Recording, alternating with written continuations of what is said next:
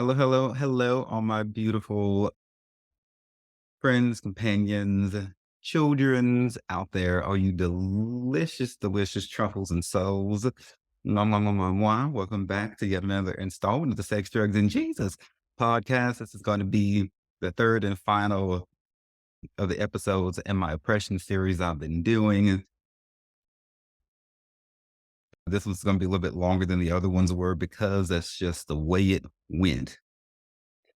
I don't spend a whole lot of time trying to shorten my content or reduce what I have to say because what I'm saying is super important. It's critical. It's life saving. It's life changing. And I get everyone's in a hurry to switch to the next reel and quick, quick, quick, quick, quick. Well, I will not bend my ministry to people's, hey, if somebody's going through enough pain and they really want their lives to change, they will slow down and listen to videos and reels, whatever the length is. And so quality, quality, quality. That is what I have always focused on and always will. So thank you all for sticking with these episodes.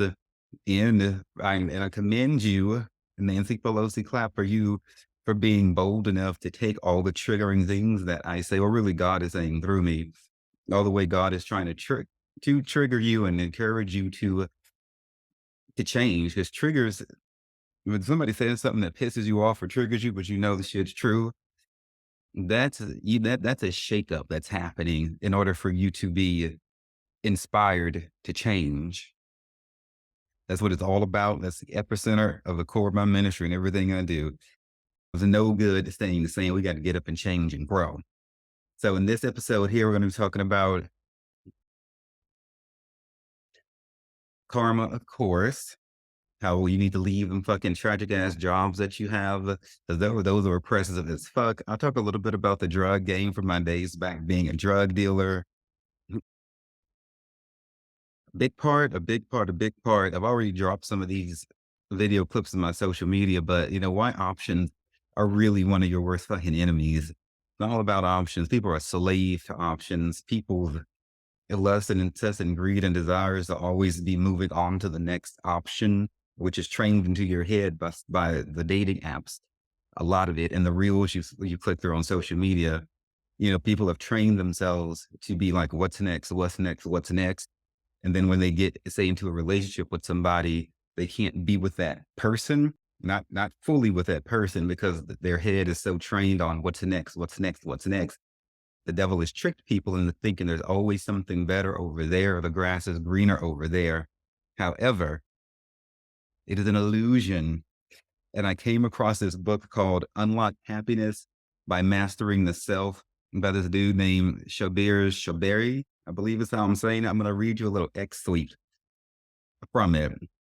And it says, he talks about what he calls the law of desire by availability. That's the law of desire by availability. So he's saying, Shabir is saying, end quote here, the more you have of something, the less you will value it. If something is always available, no matter how important, chances are you will completely forget about its value. You will only be reminded of its value after you lose it. The scenarios and fantasies we make in our heads are almost exclusively about luxuries, and I'll add experiences or whatever it is that you might value we don't have. We even make promises to ourselves, and as soon as we have these yet unreached goals, quote unquote, we will do better or even change. Sometimes we'll even go as far as saying, it's the only thing I want, quote unquote, also. Little do we know that these luxuries will start losing value the moment we get them. Soon after, they too will become the norm, like the many blessings we already have and don't appreciate. So what is Shabari saying here? And again, that is unlock happiness by mastering the self. I haven't had a chance to necessarily read through the whole thing, and I usually don't agree with everything an author says, but I like the direction this guy is headed in. So what is Shabir saying here? He's saying that people, this dovetails so nicely with the overarching theme of this particular episode. I'm so happy to have come across this. Basically, he's saying that, like I was saying, the grass looks greener on the other side until you get over there. You hop around in it for like 2 seconds and then you're bored with it. And so I dedicate a large part of the show to trying to help you people avoid sacrificing perfectly good things that you already have by letting what I call Lucifer, or what he's calling the law of desire by availability, trick you into thinking that something's always going to be available or that you can always come back to it if you decide to depart from it, or that the reasons that you are bored of what you have is because you were thinking there's always something else. One of the main things that I say in this show is that there is always going to be another option and another person or another thing you can go do. You could spend your entire fucking life going from one option, person, place, or thing to the next. You got to set your ass down and learn how to do what Sheryl Crow said in her famous song, Soak Up the Sun. She said, it's not about having what you want, but it's about wanting what you've got. It's about having what you want, not about want. Fuck. Yeah, it's not about having what you want, but it's wanting what you got. This speaks to being present in the moment, paying attention to what you have, and slowing the fuck down enough to value it. So for those of you who have not fallen into this pitfall, this is why options are one of the largest forms of oppression. Y'all hear me say it all the time. Options are the illusion of freedom. It's not true freedom. People do better sometimes in situations where they have less options. They're more happy. They're more fucking happy. They're just more fucking happy because they don't have this illusion working on them. Put your fucking cell phone down. Get off the damn dating apps. And if you're gonna be on social media, limit that shit. Use those screen time saver apps and shit on your phone. That's how I was able to lock myself out of, like Grinder, Scruff, and Jack back in the day when thought I might be tempted to use them. But interesting, as soon as I figured out how to use Apple's screen time thing to lock myself out of those apps, I didn't have a desire to use the fuckers anyway. Oh, I don't know, maybe God saw I was serious about it or whatever. But if you going be using like Facebook and all of that, you know, monitor how much time you're putting into it and know if whatever you look at, there's energy to it, there's spirit to it. Pay attention with how you let your mind be conditioned by the things that you do. Because you don't want to have a fabulous job or a nice person you're in a relationship with, and you think you're bored with that person, you're not really bored with that person. Is that your mind has got you tricked into thinking that you got to go do something else because you've just been just going from one thing in person to another for so damn long. You haven't slowed down to catch up with yourself. So I, I suggest taking a look at least this book on Amazon, Unlock Happiness by Mastering the Self. And his name is spelled Shobeyri.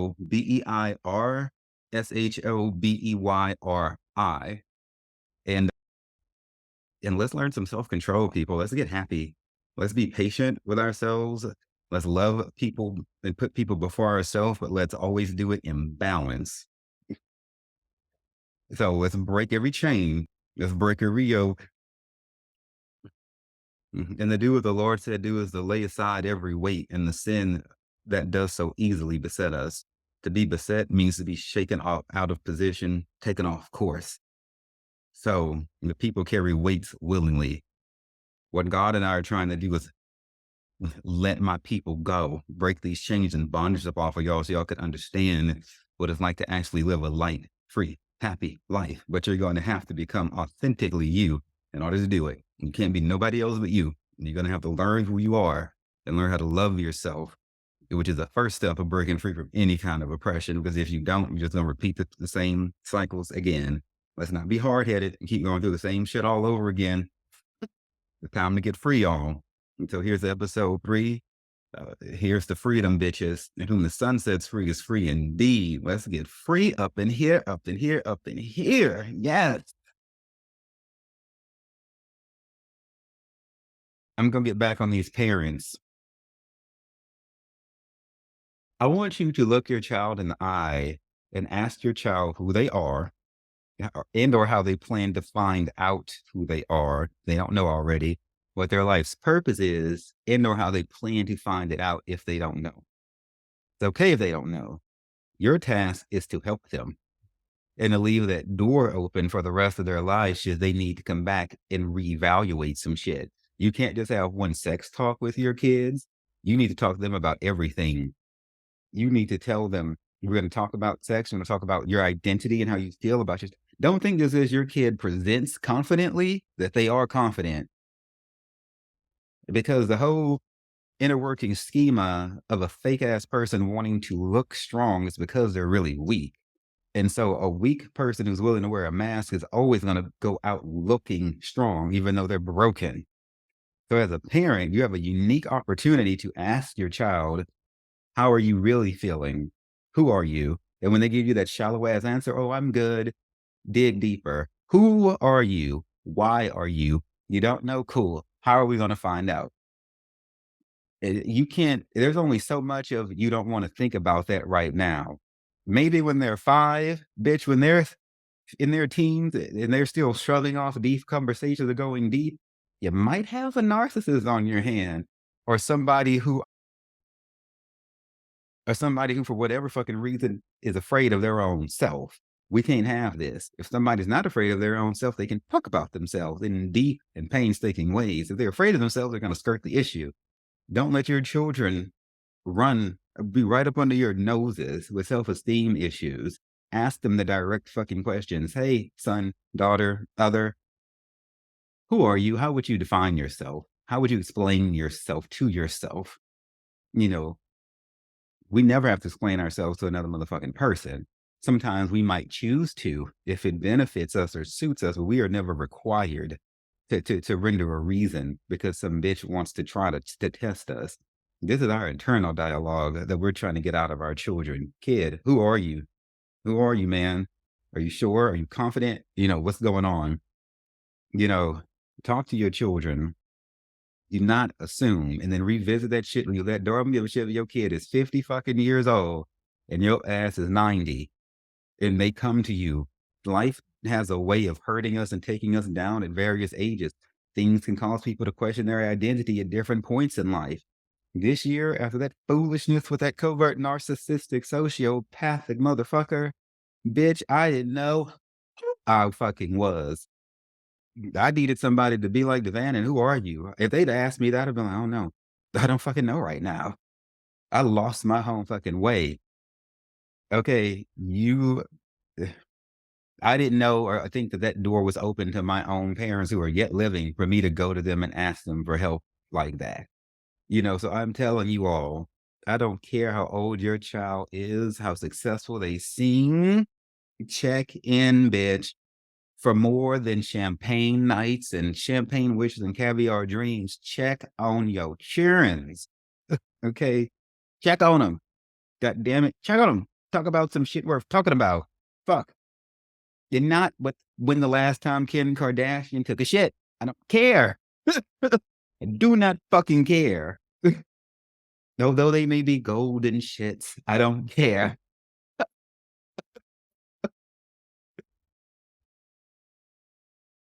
So, this brings me to my to my karma section that we're going to talk about a little bit. Then I'm going to get back onto the oppressive stuff for a moment. But since we still talking about bullshit ass dudes,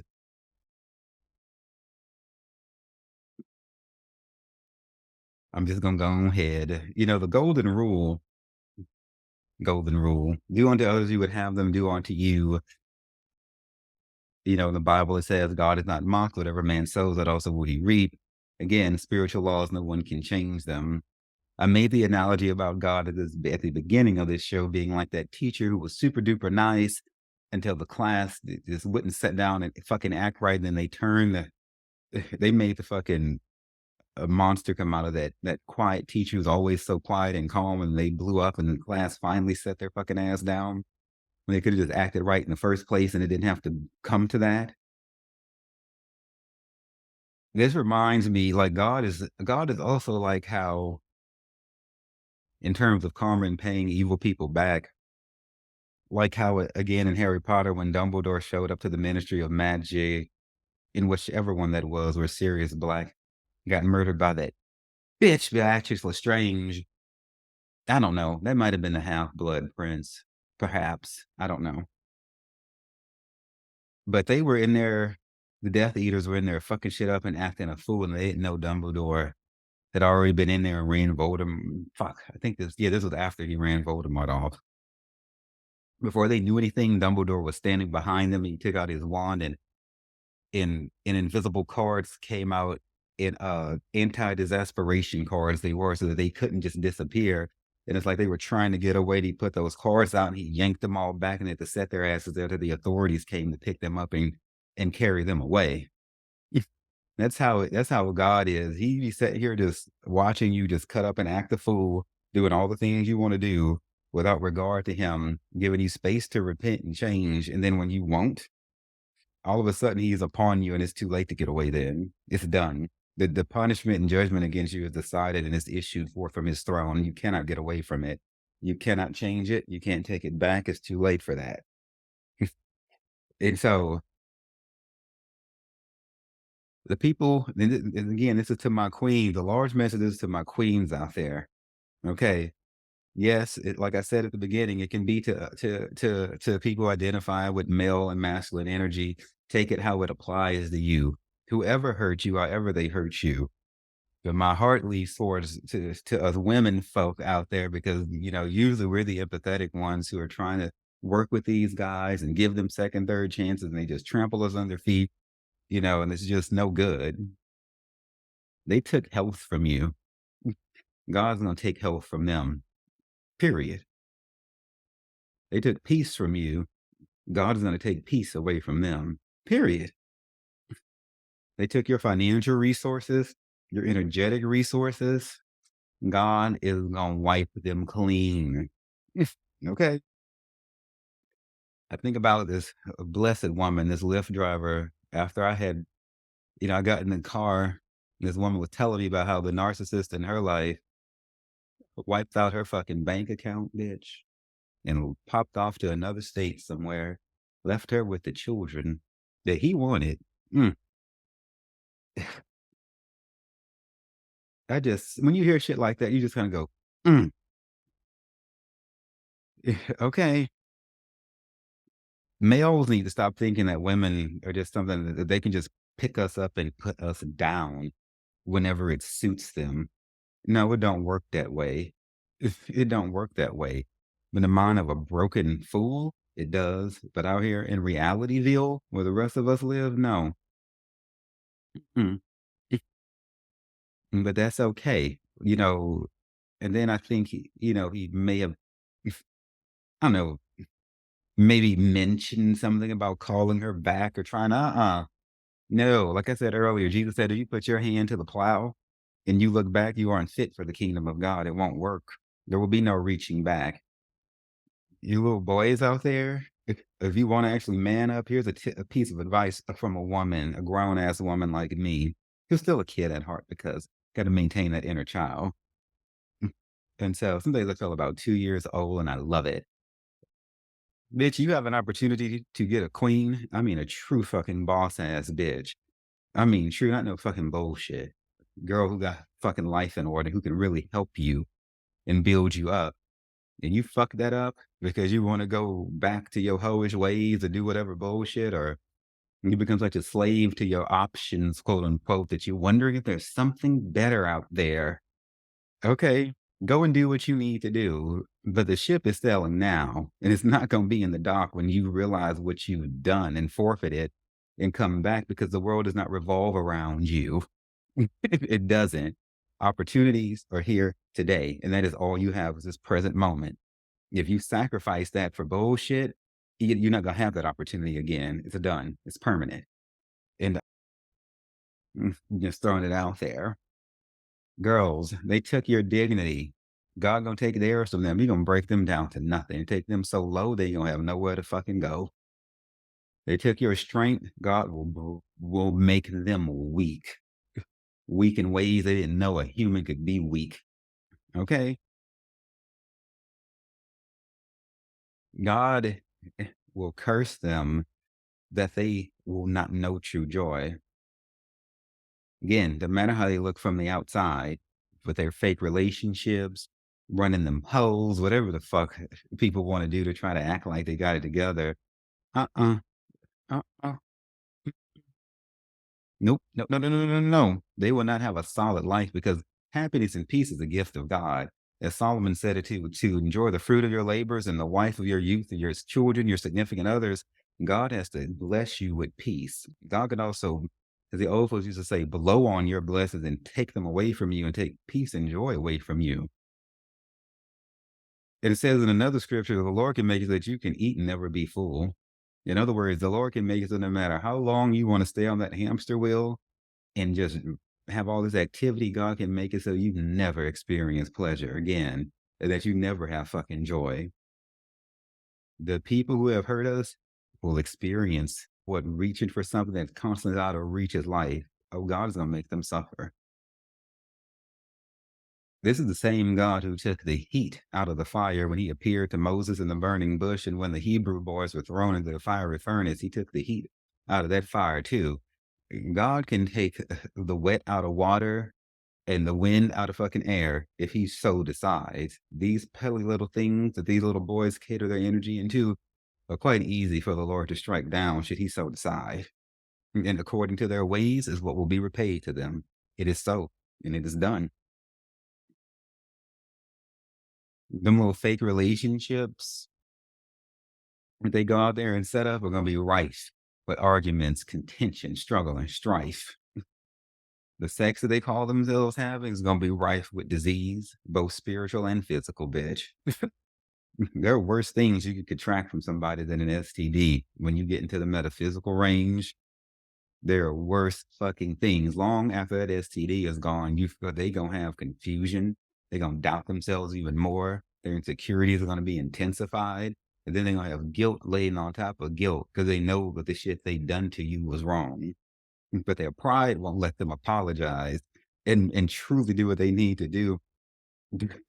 I guess you could say to make it right, but again, queens, we don't give a fuck about that. We don't need nobody to make nothing right. We're good now. That is shit that they need to do to get peace in their life because they ain't got none because the Lord has not allowed it. Okay.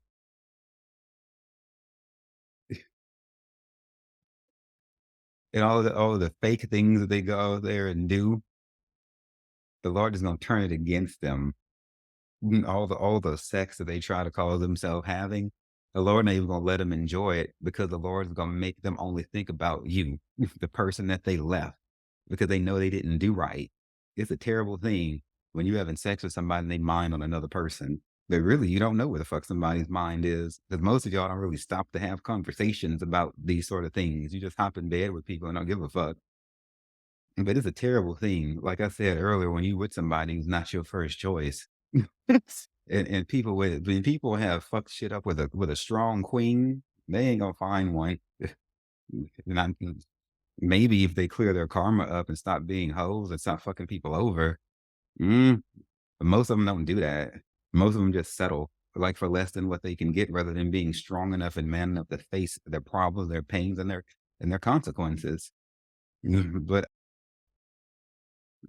don't worry about it because when we move forward, we're gonna have a clear conscience with our kings, and when we're with our kings, we're gonna be with our king and not worrying about him.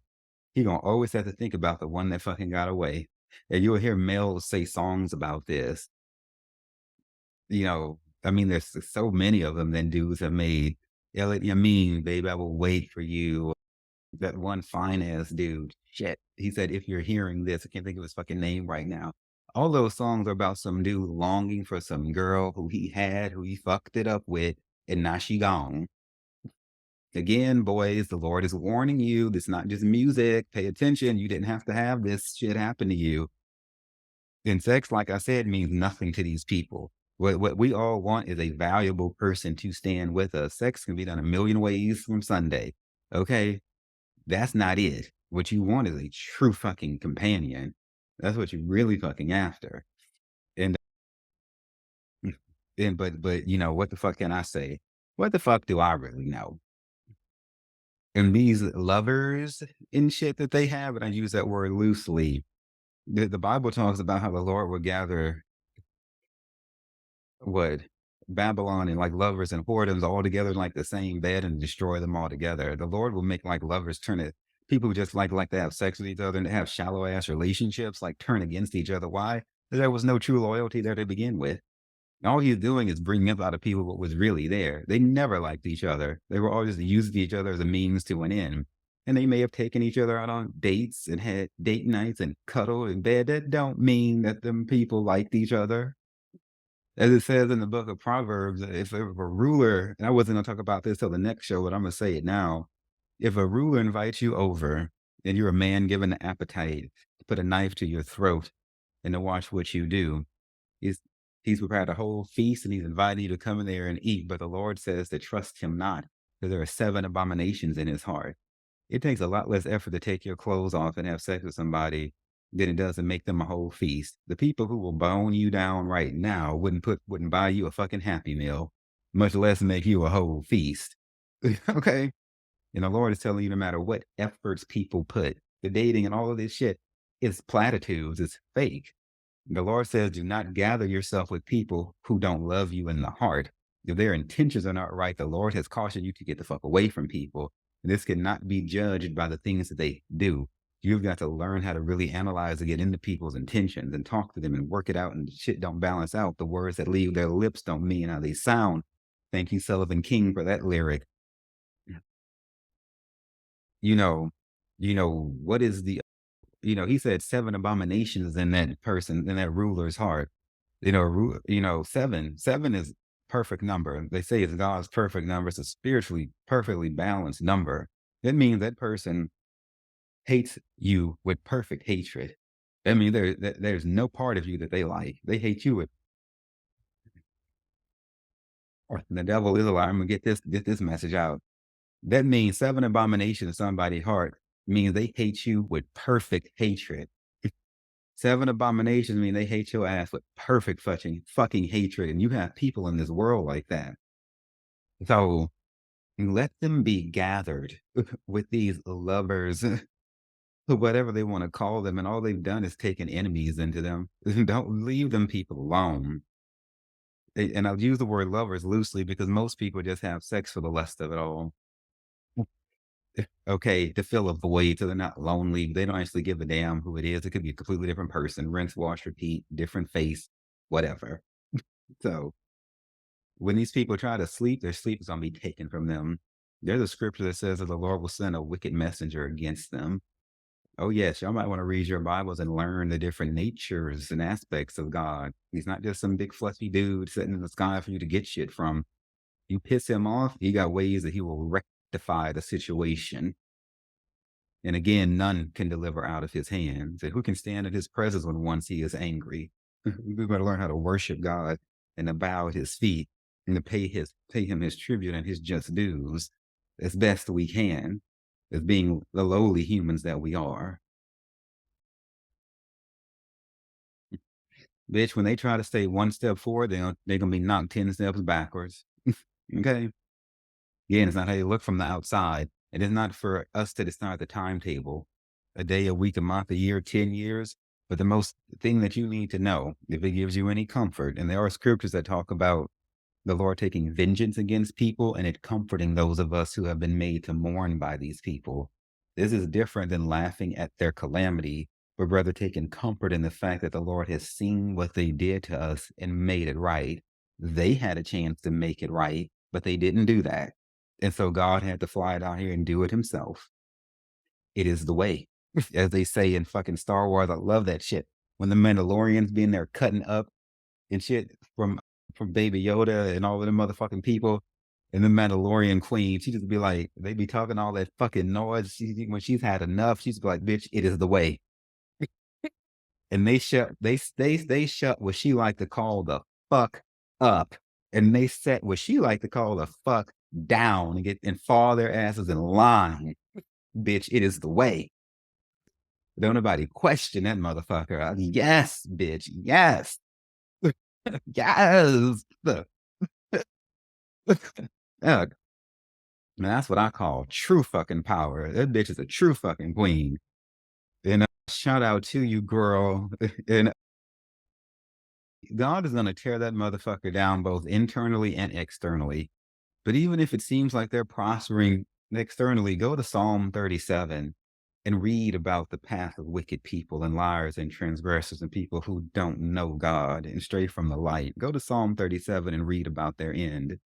It don't matter now. It's about how you end. What sense does it make to go through life and devour people and never know your truth and then have a bitter end?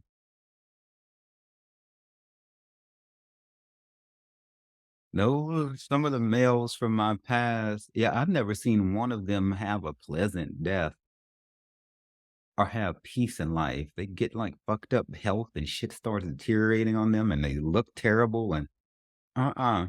You see queens, bitch, we still be glistening and glimmering and shit, and they mm, I don't know. Look, karma's a bitch. They say, I don't ever see it go well for them. But I'm like, okay, where are all your hoes now? Where's all the sex now? Where is it at now? That can't sustain you. Where you or your lovers at now? Over there somewhere talking about your ass. And just be careful. Joy is internal, what we're talking about. If you're miserable, whoever you are, like I said in the other show, don't think you're gonna get this new lover is gonna make you happy. You're gonna get this new house or this new toy or you're gonna travel to this place. If you travel somewhere miserable, wait a minute. If you're going there with the intention of healing, that's different. But if it's like an escapism thing, different. Different, different, different. But say if you go get a new house, you're just gonna be miserable in that house. If you go get a new car, you're just gonna be miserable driving the new car. Now you're gonna be happy for a minute, but eventually that's gonna fade and you're gonna need a new something else to distract you. It's the same concept that people do when they have empty sex. If something's gonna give you an emotional, physical, sensational thrill for a moment, it will fade quickly, and then you need something else to take its place. See what I'm saying? If you go out and get a new sex buddy, you just gonna mix your misery with theirs, and then both of y'all just gonna have even worse energy than you had at the first. So, it's like I said, you don't really know what's happening when you climax, but I'm gonna teach all about that in a blog that I'm getting ready to write. You don't really know what you're doing, the way you're opening yourself up like a portal. And the Bible says, as the Lord says in the Bible, it benefits us to be flexible, to be willing to adjust. If stubborn people are going to stay in their ways, they will ultimately destroy themselves. God is the only unchangeable one. He says he is God, he changes not. Okay, and other than that, the rest of us need to be fucking about the business of evolving and changing. Some people seem to take pride in being set in their ways. They're like, this is just what we do and it's how we want, it's the way we've always been. Okay, I have made a point of distancing myself from people who are not mutable, who won't change. And it seems like they're quite comfortable talking about the same old shit, doing the same old thing, same old habits, same old play. Yo, girl, yawn. Ooh, what yawn? Yawn. That shit, oof, makes me sleepy. Let me wake myself back up. Every living thing has to evolve and change. Otherwise, that's called being dead. Let fear go.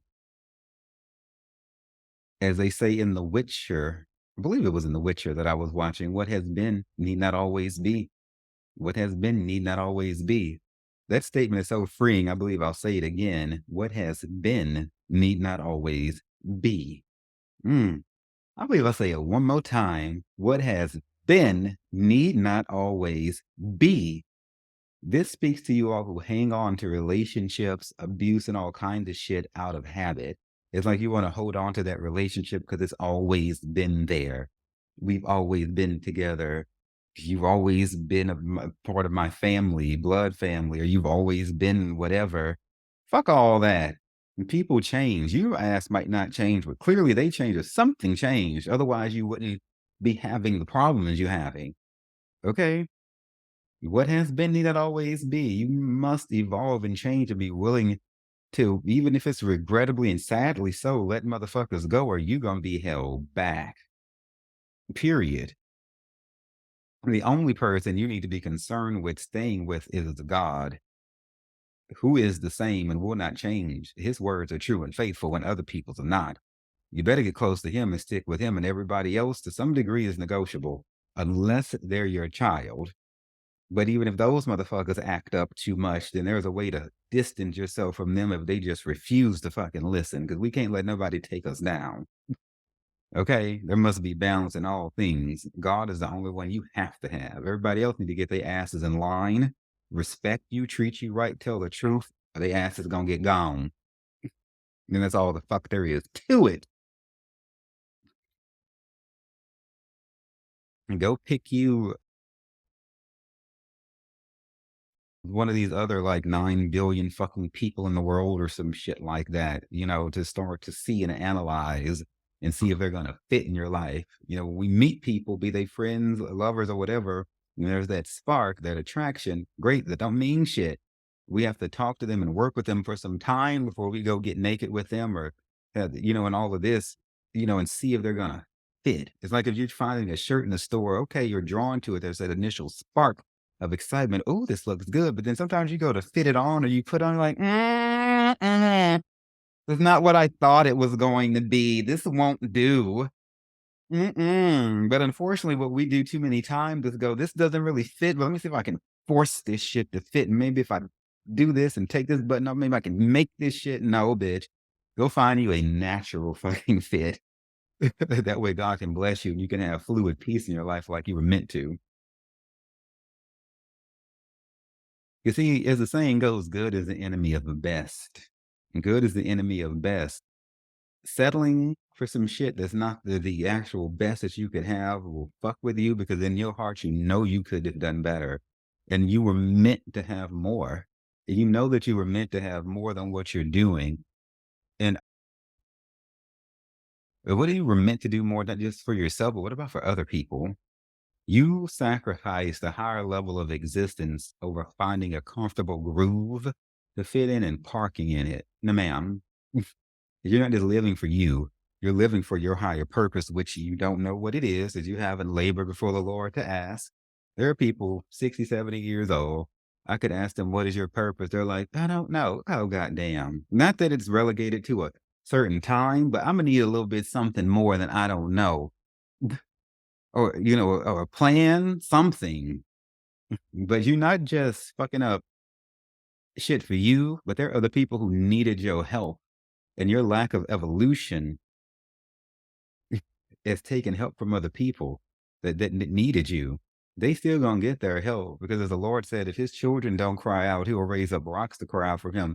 The Lord, or like Mordecai warned Esther, Queen Esther, when she was going before the king in Babylon, he's like, don't think this trouble not gonna come to you.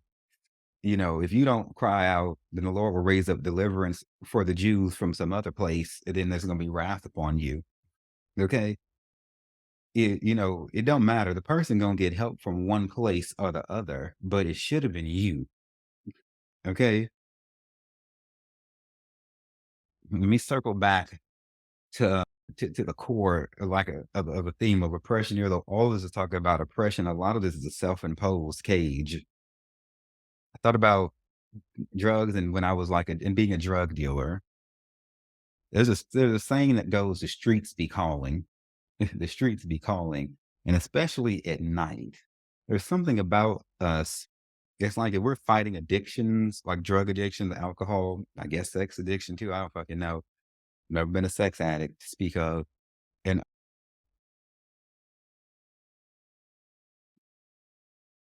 it's like you have strength to fight that shit during the day or before you start drinking. And then if either being had tipsy wears down your inhibitions or just the natural degradation that comes upon all of us during the day. We just get worn down from battling energies throughout the day, going to work, coming and going, moving about.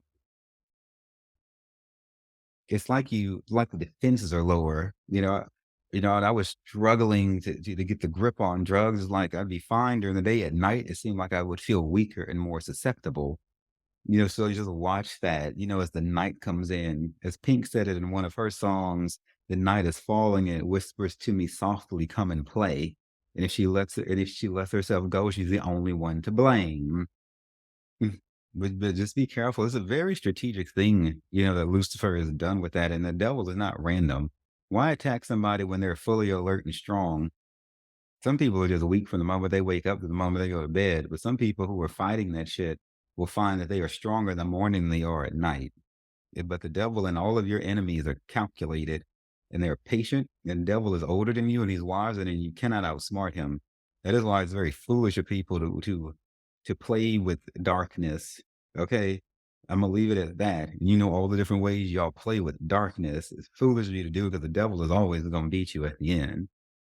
But the devil is very patient, and your enemies are very patient in their pursuit of you. Like the people I mentioned earlier who marry people without ever loving them, 20 years later got them trapped with kids and shit like that. These people have a long game, long fucking game. And so does Satan as a drug dealer and dealing drugs. And being a drug dealer is an addiction in of itself. You get addicted to the power that you have over people and the quick money. You are in oppression because you could go and make money elsewhere. It would take you longer to get it, but it would be more sustainable revenue. Drug money is quick money, but it's fast money. Okay. It was not made with the right intentions. I'll say it like that. Yeah, you do have people who get in the game who say they want to make XYZ amount of money and they fucking get out and then they go and invest that money. I'm not suggesting for you to go do that because the more likely your ass is gonna get dead or caught up and taken to jail. But that's different. That's very fucking rare. Most people get caught up in the hoopla of it all and then they don't actually leave. That's why they're saying the streets be calling. Okay, then some people you might think went and made money and then went and built an empire.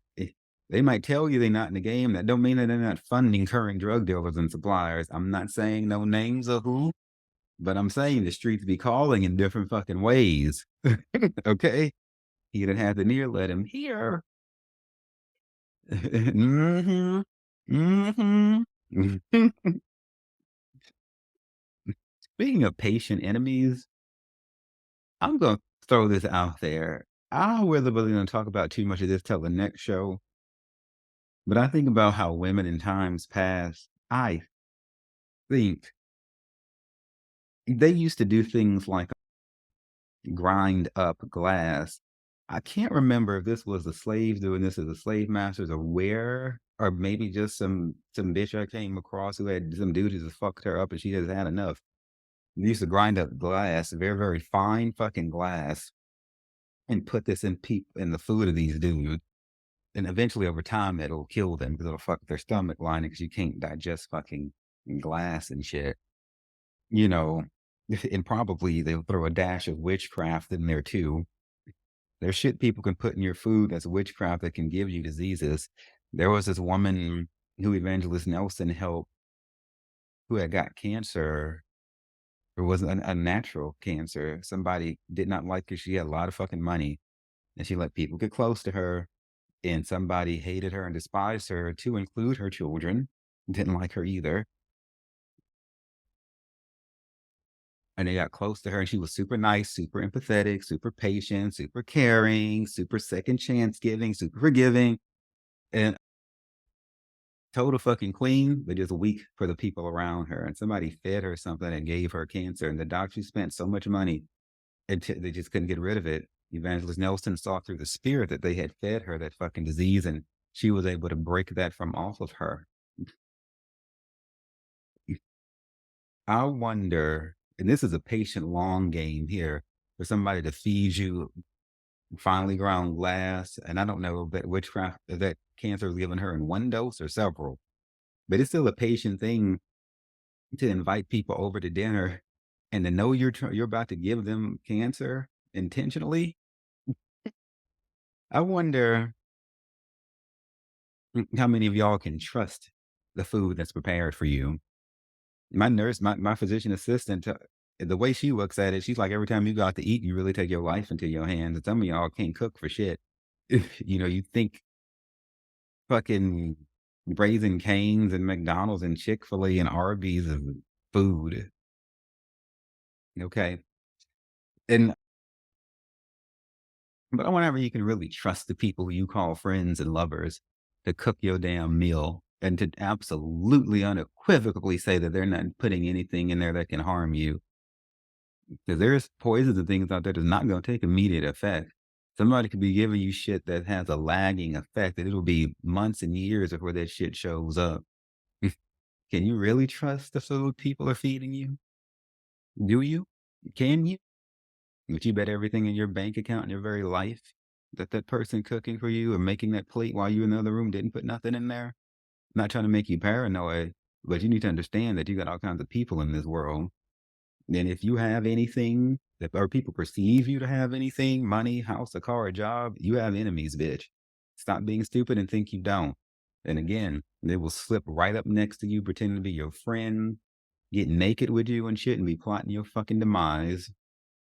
I'm gonna tell you one damn thing. Hmm. That's another worry that these little boys will have who fucked over the good thing they had with queens. Queens like us, bitch, we never would have done anything to hurt them. That's another thing that woman said from Tyler Perry's movie, Diary of a Mad Black Woman, after his side piece wiped his bank account out and left it told them to fucking kill him when he was in the hospital because she was going to take his money. She took the dick from him too, but she really was there for the money. And I mean, I couldn't have I mean, this is a great fucking illustration that he did with that. And then when she read him for filth, she was like, "I never would have hurt you. I never would have done this." We never would have fucking hurt the men that were in our lives, and fucked it up with us, and they left. And they because they wanted to go run around with trash who would slice their throats and they fucking sleep if it benefited them somehow. Okay, but can you really trust the person you with who won't do something to you in your sleep? I'm gonna talk about all that shit in the next show. The things, the people you think that you were, these little lovers you went and found out and got, or wherever the fuck you got them from, the things that they might get up and do in the fucking middle of the night. And some of y'all sleep so damn heavy that it takes a lot to wake you up. Or they can do all kinds of shit, have people in and out your house and shit, and you don't know. Bitch, he that has an ear, let him hear. But I'm going into detail about that. You got some ratchet, trifling, low down people. But some people deserve to have that shit done to them for the things that they have done. They've never made it right, never apologized. Again, we not waiting, but the karma has to be in place. Everything will balance itself out in this universe. It will balance itself out. So if somebody does something terrible, there will be a balancing act. Period. Period. Same. I know for me, at this point in my life, with as low as this world has gotten and trifling as people have become, and as lowly energetic as people don't seem to mind being, if I can't pray and meditate with you, and if I can't trust you to cook for me unequivocally, we're not dating. Or you're not sleeping with me. Because the most vulnerable thing I can do is to get naked for somebody and to have that great exchange. That is the epitome of intimacy and trust. It makes no sense if I'm going to trust you to sleep with you, but I can't pray and meditate and you can't cook for me and I can't share everything else with you because this is the best thing I've got in my fucking body. I'm going to get one of these. This is not altered carbon where you can just slip into a new body. This is not some fucking game where you can just put a new skin on, bitch. This is it. One and done right here. This is the most sacred thing that I have in terms of physicality. Okay. The most special part of me is inside, but in terms of physicality, it's not my clothes, it's not my money, it's my body. I'd be careful what I do with it and who I allow in it or around it or near it. And but if you're not trying to be vulnerable and pray, and if I don't think you can cook with me, you will not be having no kind of sex. Queen, we need to have a real king beside us, not some little dick slinging boy. Kick them to the curb and scooch them right the fuck on out the way. They're banished. Be gone. Again, trick no good. Trick no good. Trick no good. I want to talk to you about these terrible jobs that you have. Bad fucking jobs. The last job I had was service industry, working in bars, restaurants, that sort of shit. That shit is oppressive as fuck because you're under the oppression of every insecure ass bitch that comes into the restaurant, to order some shit. And I even worked at like PF Chang's for a while. Now, this shit is just evil. The most expensive thing on the menu, like 30 fucking dollars. I mean, if you're gonna bother to be in the service industry, get the most expensive restaurant in town and don't even fucking bother. You had people coming there trying to be divas and act like they was spending some real fucking money when you have a table of 4 people and the total ticket is like $50. Girl, bye. Just being around that sort of energy as a server is terrible. It's too much insecurity, and the service industry is rife with stress and chaos and bitterness and backbiting and envy and rage. I don't want that shit being poured into my food. Very rarely will you find me eating out some damn where. I'll be in my kitchen stirring up something awesome because a bitch can not only grow her own food, but she can cook like a motherfucker. Okay. Bitch, I slay in the kitchen. And that's just the way it fucking goes. And ooh, I know y'all girls felt me on that one. Oh, we can cook, but we not gonna cook for nobody who don't deserve it no more. Them motherfuckers got to be worthier. Put your fucking mittens up, bitch. Done. And but the service industry is just totally fucking oppressive. I'm sitting there serving table. This woman comes in there. Yeah, she was white, total fucking Karen. Her little boy, little spoiled kid. She carried herself like she had money, but you never fucking know. The bitch could have been broke as hell and just had that one good dress left. Perpetrating people will do this now. And she carried herself like she knew something or two about Benjamin. And that kid who fucked up the whole damn table and floor, all kinds of liquid spilled, and I'm down there cleaning it up. She didn't bother to help like other people would have done. She didn't apologize. She's probably a narcissistic cunt. And she just said, I'm down here on my knees, groveling and cleaning up, trying to hustle for some change. And some people, no matter how good you serve, they only gonna do 20%. Done, if that. And she just said, look, the little boy, she's like, don't cry, don't cry. The man will clean it up. She probably wanted to say the nigger will clean it up for you. She minced her words, but I certainly get racist, looking back on it, I certainly get racist vibes from that bitch. And basically, not only is she ruining that child's character, but she's creating the world's next narcissist, by telling him shit like that. But that wasn't good for me. It was good for me to sow positive seeds in the future for being humble and allowing myself to be abused like that by that woman. But that is still oppression because then I felt like I had to go back the next day and do it again, even though I fucking hated it. It is a good blessing in your life if you can get to the point where your job that you do, you fucking love, that you fucking love. Okay. That is a good fucking life. And then what happens in the service industry is you get this service industry worker dynamic against the customers. It's time to open the door.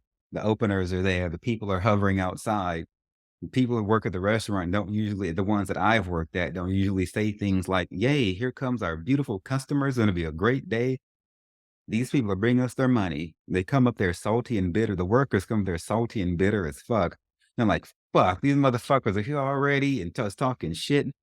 And then they go out to the table, put the mask on. Hey, how are you? Welcome to wherever. What can I get you? Et cetera, et cetera. There becomes this us against them dynamic between the front of the house, the back of the house, the cooks, the runners. There's this chaos that ensues, in restaurants. And I am so thankful that I am not working in restaurants anymore. I'm thank God in heaven for closing those fucking doors, you know, onto me because I don't need to be around that bitterness. The service industry is bitter, especially in the United States where they still have the fucking tipping system that most countries don't even fool with anymore. And so for the advantage of the United States, it falls woefully short of advancement. It seemed like it hadn't really got that far. Sometimes when I really look at it from a certain angle. And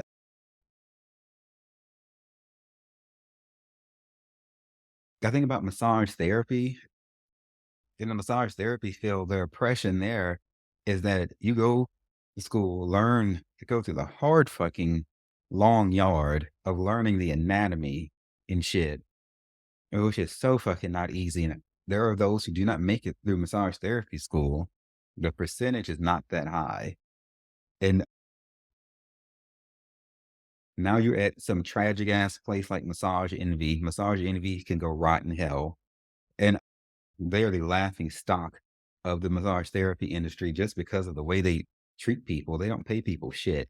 And in other salons, spas and shit like that ain't no damn better. They can go piss off. And because you go in there and pay $100 for a fucking overpriced massage, the massage therapist might get like $18 of that, plus whatever the tip is.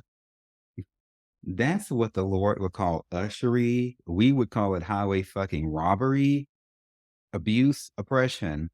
Nobody likes that. Nobody who knows a massage costs one, two, $300. You got paid only 20, 30. The profit margins of some of these spa owners is just insulting the way that they run these massage therapists. Fuck them with both of my middle fingers right up the ass with no lube and a porcupine fucking dildo and some Tabasco sauce and some cayenne fucking pepper and jalapenos and shit too, bitch. Fuck you thoroughly in no good way, for abusing massage therapists like this. But the oppression of it all is that they go back every day, hating their fucking life. That is fucking oppression.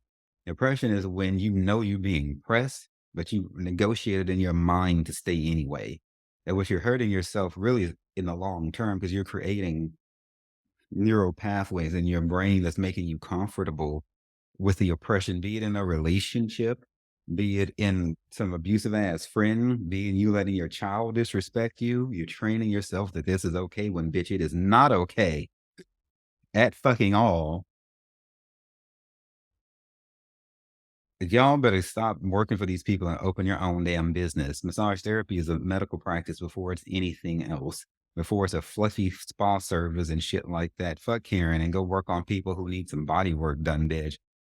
As a massage therapist, I did a maximum of 4 massages a day. In those spas, they be having them people doing like 8 fucking massages a day. They don't have no fucking hands left.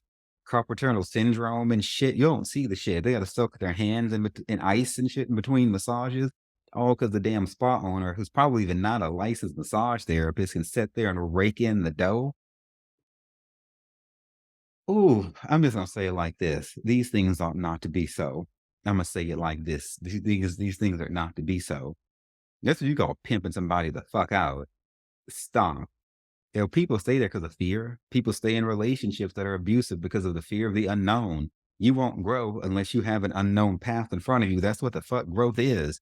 When a seed is put in the ground and germinated and it sprouts up, that seed's only ever been a seed. When it's making its way up through the dirt, all it's ever seen is dirt. It does not know what it's like to be in sunlight with all of the bugs flying around and the threats that come along with that too. It is an unknown path as a seed is growing up and as a vine is stretching across the yard or up the fence.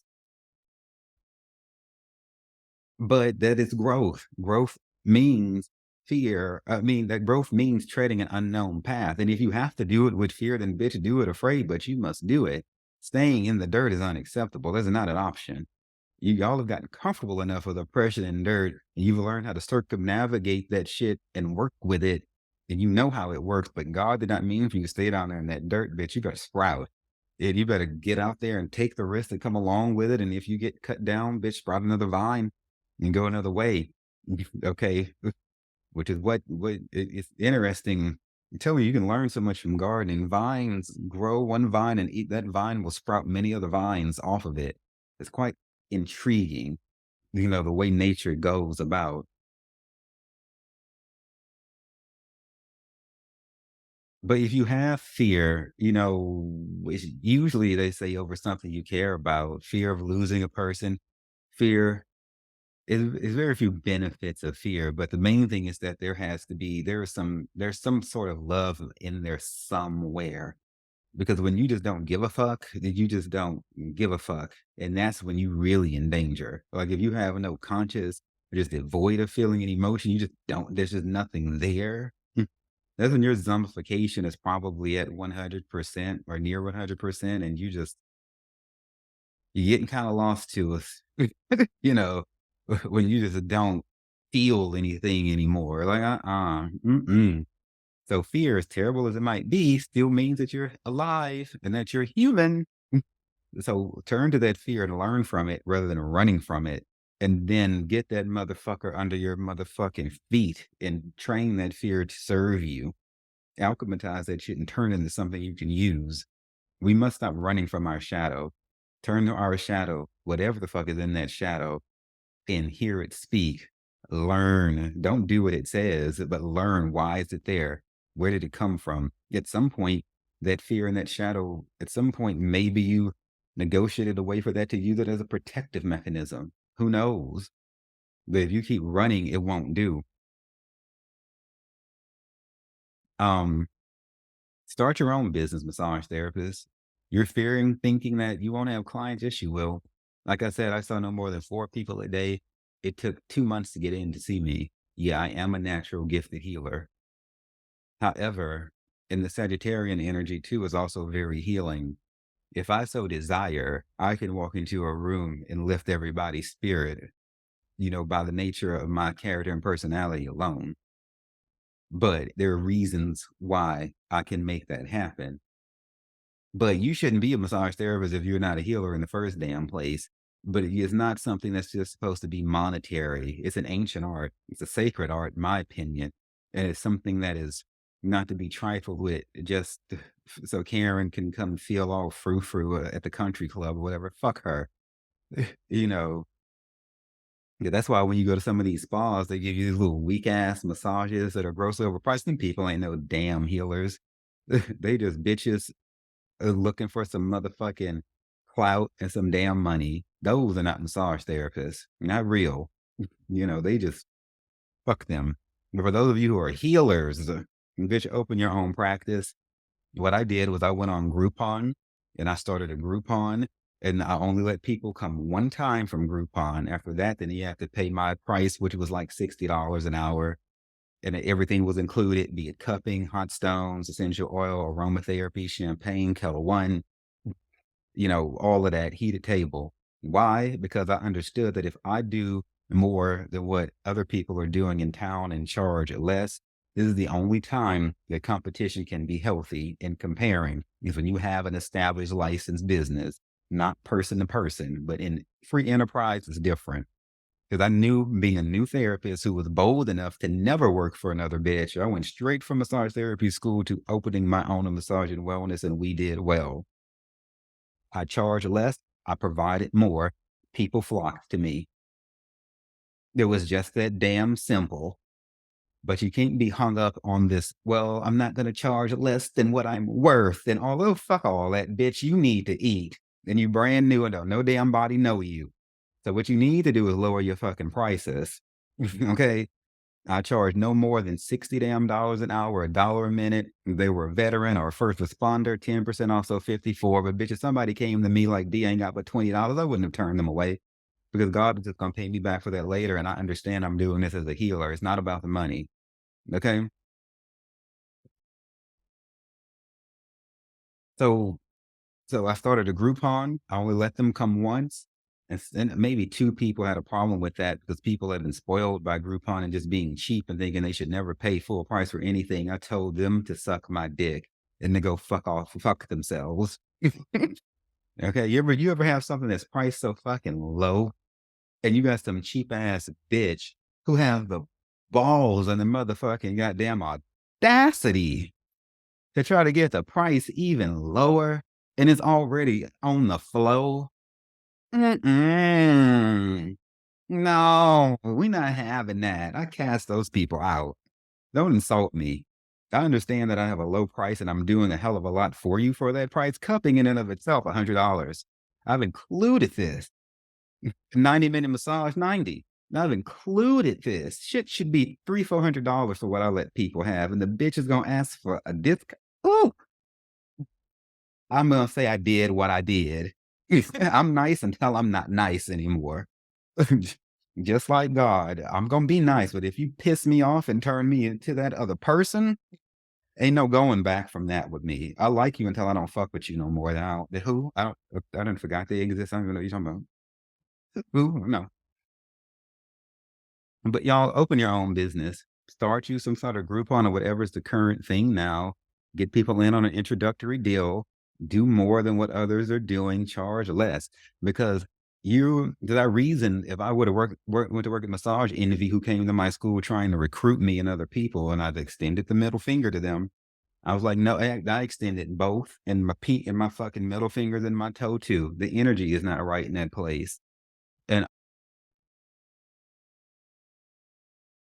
I reason why if I'm gonna go over here and make $18 a massage, if I work for a spa in town that might pay 30%, do a 30-70 split where the house keeps 70 and I keep 30%, damn, $60 an hour is pretty fucking awesome. I made more in 4 massages a day, charging less than other people than they would make at Massage Envy or some spa in town doing 8 massages a day, making $18 a person. You see, and they still tipped me with the $60 because they were thinking, "Fuck, this is a sweet deal. It's only $60 with all this. Hell yeah!" So, and you don't pay any more for the hot stones. This is why I don't charge for cupping and hot stone. That's a one-time fee. You don't pay for that again. Why the fuck would I charge you more money for hot stones and all I got to do is wash the stones when I'm through with you? Why the fuck would I charge you more money for cupping when all I gotta do is wash the cuppings when I'm through with you? Now, this is not gonna be popular with bitches out there who like to charge people for this shit, but you can kiss my ass because I fear God, I don't fear you. And what you're doing is ushery. You're charging people for shit that you should not be charging them for, and you're taking advantage of people's pain. They are in the state of discomfort and they want to feel better. And just because you know that doesn't mean you have the right to rake people over the coals and take them to the cleaners. I hate that about the medical field. You look at a fucking medical bill, like when I was in the mental hospital, like 10,000 fucking dollars for an 8-day stay. Who y'all gonna go to hell and burn up, bitch? That's all I have to say. Mm-mm. Hell no. I fear God. He's looking at what I do and what I charge people. I am not about to charge people for some shit that costs me nothing. The aromatherapy cost me too, but I was like, that's negligible. A few drops out of a fucking bottle shouldn't be a $5 or $15 upcharge. No, these things children are not to be so. That is a form of just like lying and dishonesty, and I didn't do it. And I was repaid marvelously in my business as people took good care of me with the tipping. They kept the books full. They referred people because they saw my heart was pure and that they know they go to these spas. Nobody is giving out free hot or included hot stone therapy and shit in a massage. I think I'm the only person in town doing that. You have got to find a way to stand out from the crowd if you're going to get ahead in this life. Being like the crowd is not going to serve you. It just will not because everybody's done all of that before. And people are looking for relief. They're looking to spend less money. So, yeah, I was the only person saying we should not charge for hot stone therapy and cupping. And I still say that to this fucking day.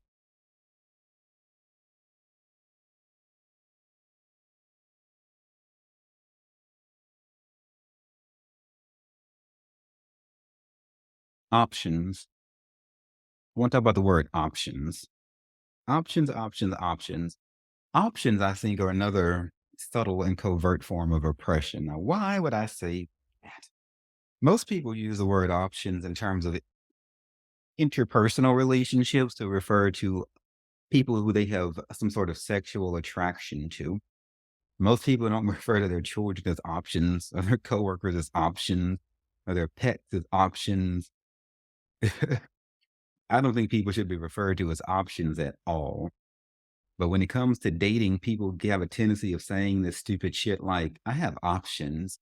I have plenty of options. I got options. Who the fuck do you think you are by calling one of God's sacred souls a goddamn option? Bitch, if a man ever, we wouldn't be a man talking like that. If one of them little boys ever fucking refer to me in such a way, he would have a I'm just gonna say I did what I did. I would have done what I'm gonna do what I would do. He ain't gonna be standing before me very long. I can guarantee you that. An option. Bitch, an option is something that you can do whatever the fuck you want with whenever the hell you want, however the hell you want without too much resistance. If I'm deciding what I'm going to eat and I'm considering between a pear, an apple, a dragon fruit, perhaps, those are options. When you're at a restaurant looking over a menu, bitch, those are options. You have unfettered access to anything on that menu or all the fruit on the table. Those are options. Nobody can stop you from doing what you want with all of those options. You can afford them, they're well within your reach. They're not going to say no. Those are options. A human is not your fucking option. I don't give a damn. Thinking of people in that way is fucked up. And it speaks to the insecurities and the lack of wholeness within you to even let those words come out of your mouth. Yet I hear it all the time. Because what it is y'all want to have many people you're having sex with and many people you're dating, and you consider them to be options. I don't like it. The shit don't feel right. The very spirit and the core and the heart of that is foul intentions. Because let me go down this dark road with you all. I'm gonna walk down this dark road with you, and I'm gonna leave your ass there because that's where you want to stay. There is a very, very, very clever and sneaky undertone of comparison at the center of this. That Lucifer has slipped into this. People want power, they want decisions, but you don't have power apart from God. I said it once and twice have I heard this, that power belongs to God. Okay? You have ability and autonomy, but the sort of power that you're getting into here should not be exercised over another soul. It should not be. This is all in this spirit and this air of oppression. And look, oppression is not as overt and obvious as it might seem. But if you really read the Bible, and I mean really read it and study it, the Lord is very against oppression. He hates oppression. The whole reason God broke Egypt and Pharaoh was to release the children of Israel from oppression. He cannot stand oppression. The laws that were given were really anti-oppression. God wanted the children of Israel to be different than the other people around them because the other people around them did not mind motherfucking oppression. God wants us to be free. I want you to be free. But when you talk about referring to another living soul as an option, there's a sneaky undertone of oppression that I mean, fuck, it's definitely fucking oppression, but comparison. Okay. Just like if you're deciding if you're going to have an apple or a pear or an orange or whatever's on the menu, you're comparing whatever taste for tonight, whatever the mood for, with this dish has this has that. You're weighing them. Again, humans, you're not an option. We might decide that we don't fucking want you. There is a presumption there by referring to people as an option that they're always going to be there or that they have to be there. No, we don't. People are just not an option. And you get into this comparing because when you have options, you compare them. They'll be like, do I want this girl tonight or that one? Because she has this. Do I want to marry this one? You sitting there thinking like the choice is entirely yours. Like the other person doesn't have a say in any of this. Squeeze me? And people are not to be compared to one another. Each person exists as a divine person who cannot even be valued because our value is beyond human comprehension. In and of our own selves, just because we fucking exist of our own merit. Not merits like we earned it, but because God made us. The Bible says we are fearfully and wonderfully made already. So getting into this comparison shit, and males do this shit all the time. Very rarely I don't think I've ever heard a girl do this. They'll be like, this sex is the best I've ever had, or this relationship was the best I ever had, or, they're comparing apples and oranges. They're comparing, was she as good as this? Was this bottom as good as the other bottom? Was this, this is this? Was this relationship like the last one? How about you understand that each person is their own person? Your dynamic with me is not going to be the same thing as your dynamic with someone else. It's not supposed to be because that's two whole unique spirits coming together to make a uniquely identified, like the DNA between y'all will be completely different than the DNA between you and I because we're not the same fucking people. If I'm talking to him, different dynamic, talking to her, different dynamic, talking to them, whole other different dynamic. It's senseless for me to compare the way I felt or what I did with them to the way I felt or what I did with the other person, or the way I felt or what I did with them. It's dumb. It's so dumb. And dudes sit around and do this shit all the fucking time, trying to see what's the best, who's the best, the best, the best. Mm, mm, stop, stop, stop. See, the deeper trick that Lucifer, y'all's good buddy Lucifer, who clearly you don't mind going down this dark path with, who I'm about to step off of it and leave you on with him, so he can continue to torture you, because clearly you just want to have some more, please. May I have some more, please, please, sir? You're like, please, Lucifer, may I have some more torture, more insecurity, more punishment, more pain? What Lucifer is put into your subconscious, bitch, is that there can always be something better out there, because the underlying impetus of comparing into thinking that the world is looked at as options is that what's the best option? Them boys be comparing the pussy they've had and the ass they've had and all the sex they've had, because in the back of their head is, can there be something else better? You know, and so what you've trained yourself is to always be looking for the next best option. Not to mention those apps y'all like to get on and swipe around in and poke around in have mind fuck you and slip this into your subconscious too. Because as you're swiping, swiping, swiping, what you're really saying is there better? Is there better? Is there better? And then y'all have trained yourselves to always be looking for something else, something other than what you've got in front of you right now. I'm gonna say this again, and I'm not laughing at you though. Yeah, yeah, yeah, yeah. I'm sorry. I think I'm sorry. Maybe am I laughing near you? Maybe I'm laughing at the insanity of the situation. Yeah, I'm laughing at the insanity of the situation because some shit is so fucking fucked that all you can do is laugh after a point. But I'm gonna say it again. Not to, those apps have you at a point where you're always looking for something else rather than what you already have.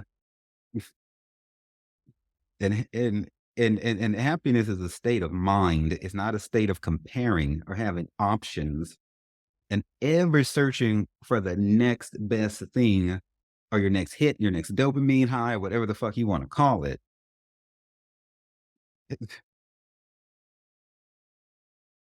How this fucks you up in relationships is that when you have a perfectly good queen who's already demonstrated her strength, loyalty, and truth, you got this subconscious tape playing in the back of your head of, I wonder if there's something I'm missing out on out there. Is this really the best? Is there another option I'm missing out on? How much time have I wasted with this queen here? Surely there's better.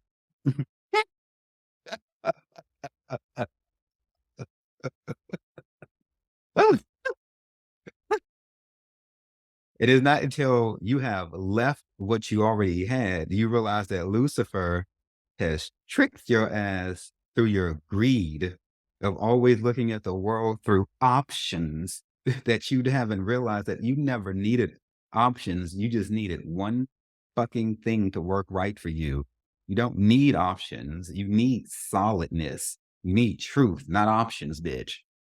Like the great singer and songwriter Sheryl Crow said it in her song, I'm gonna soak up the sun, bitch. Is not having what you want, it's wanting what you got. I'm gonna say it again. It's not having what you want, it's wanting what you got. What she's talking about is slowing down enough to really meditate on who and what you already have. Don't keep up with the Joneses. So what if they have a 3-story house and yours is fucking 700 square feet? Be happy with what you have. I've already told you happiness is a state of mind, not a state of possessions, not a state of constant activity or activity at all. Happiness is stillness. You can be happy with nothing, or you can be happy with, or you can be miserable with everything. It's all about your perspective. Perspective, as they say in John Wick, is everything.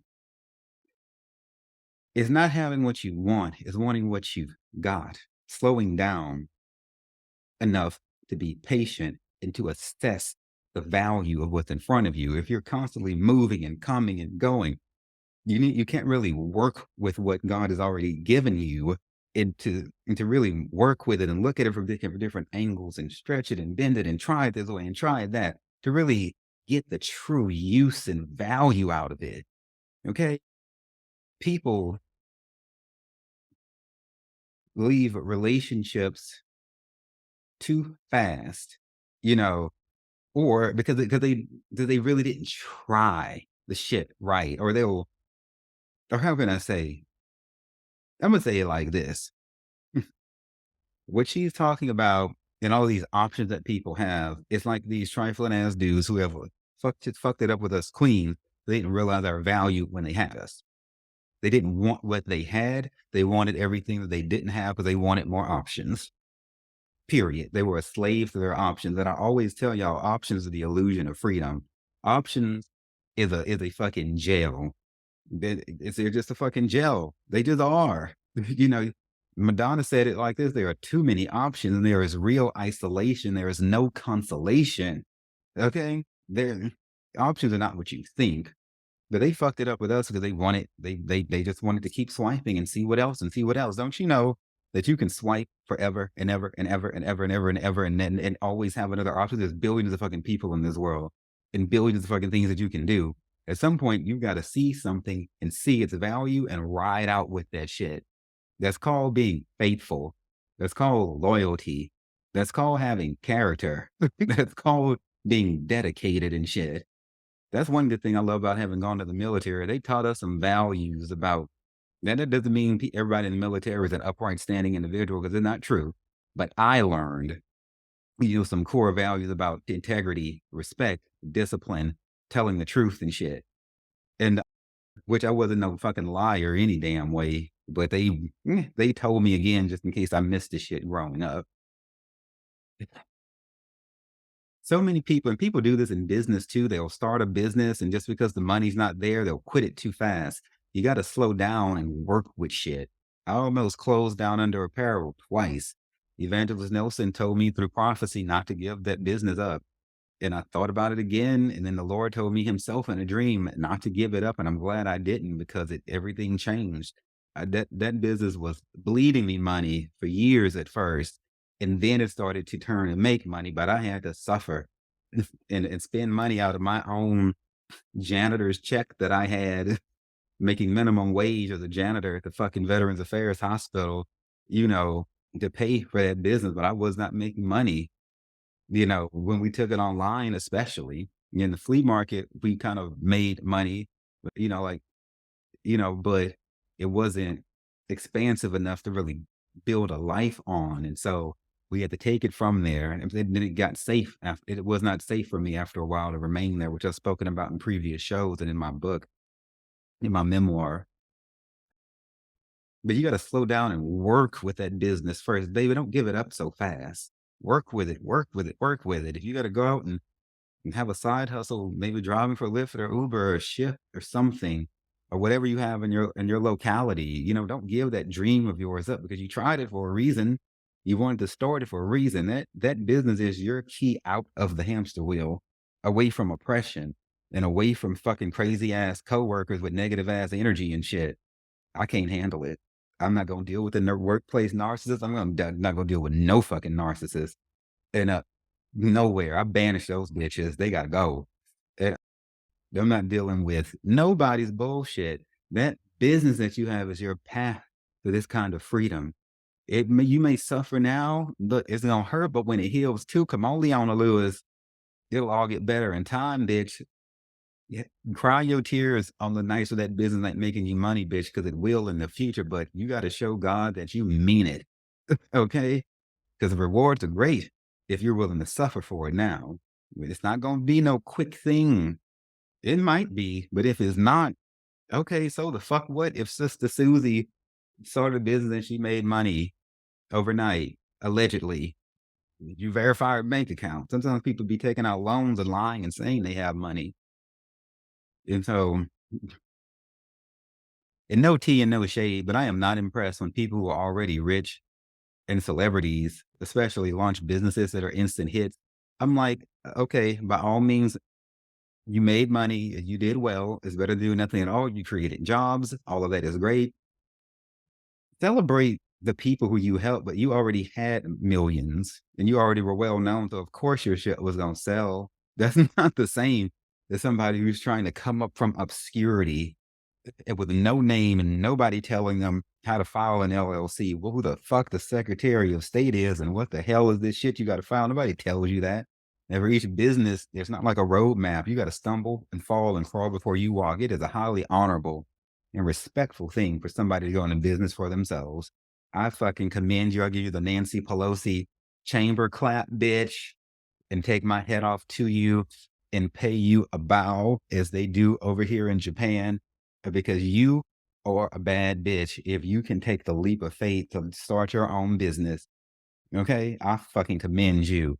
Let's have tea together sometime, bitch. You my people. But but yeah, y'all, watch how you refer to people as options.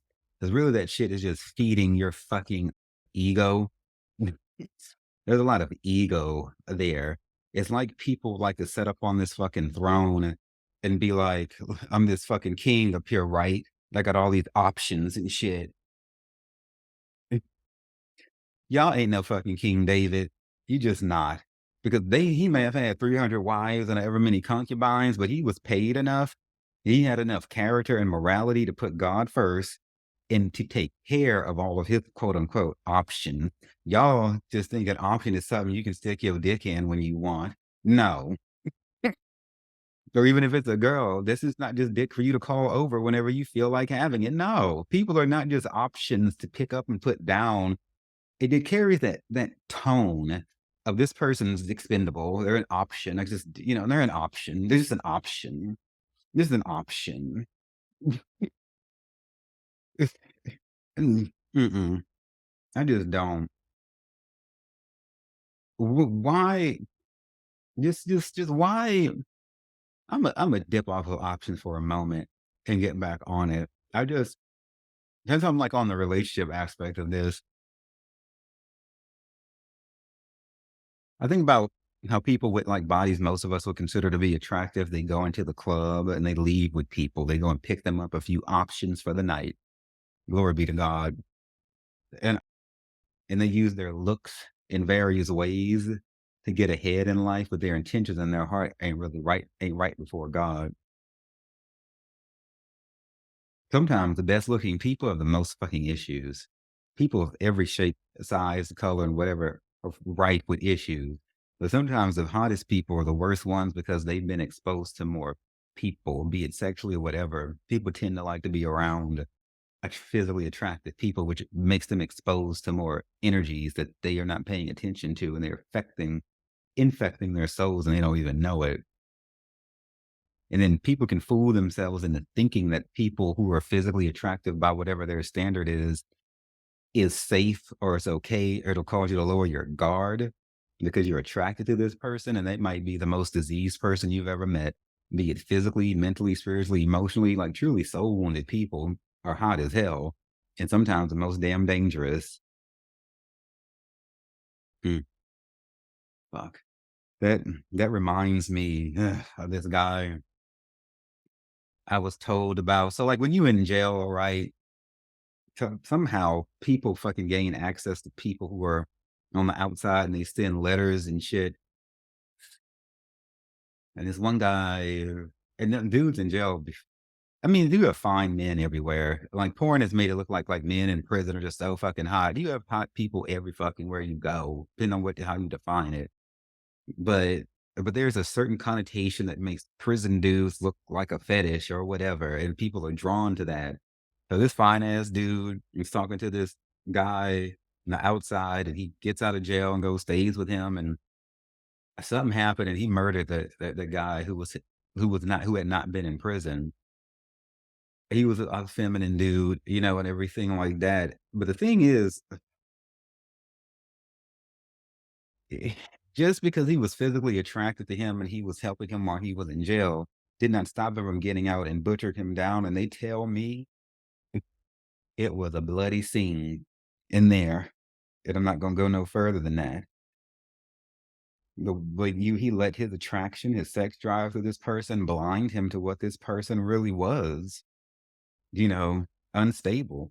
You have a lot of handsome devils and unstable people out there in this world who will have sex with you today and then slice you down tomorrow. Don't care.